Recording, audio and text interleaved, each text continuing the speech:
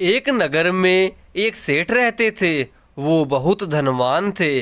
उनके यहाँ से कोई भी खाली हाथ वापस नहीं जाता था।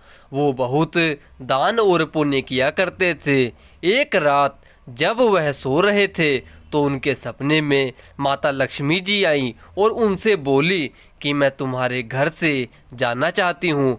तुम मुझसे जो मांगना चाहते हो मांग लो। सेठ मन से विचार करता है कि अगर वो कुछ अपने मन से मांग लेगा तो घर वाले उससे कहेंगे कि हमसे बिना पूछे मांग लिया। तो वह माता लक्ष्मी को कहता है कि माता आप कल मेरे सपने में आना। कल मैं अपनी बहुओं से पूछ लूँगा कि हमें क्या मांगना चाहिए। माँ लक्ष्मी उससे यह सुनकर कल आने का वादा करके वहाँ से चली जाती हैं। दूसरे दिन सेठ अपनी चारों बहुओं को बुलाता है और कल की बात बताकर उनसे पूछता है कि मुझे क्या मांगना चाहिए।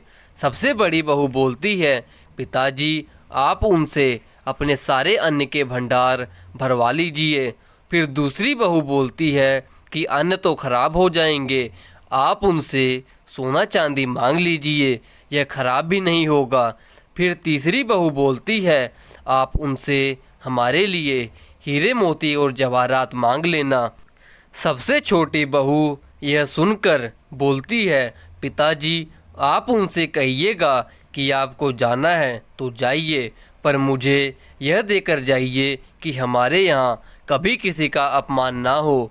हम हमेशा दूसरों की सेवा इसी तरह से करते रहें और आगे भी इसी तरह से दान पुण्य करते रहें। हम सभी में आपस में प्रेम बना रहे, अपनी सहायता करने को हम हमेशा तैयार रहें। छोटी बहू की बातें सेठ जी को बहुत अच्छी लगी। रात में जब माँ लक्ष्मी वापस उनके सपने में आई तो उसने यही सब बातें माँ से मांग लिया।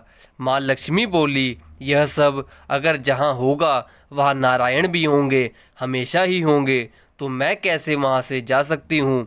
वह सेठ को बोली कि तुमने तो मुझे हमेशा के लिए यहाँ पर रोक लिया है। जय माँ लक्ष्मी। हमें दूसरों की सहायता करने में जो खुशी मिलती है उससे भगवान भी आपसे हमेशा के लिए प्रसन्न रहते हैं।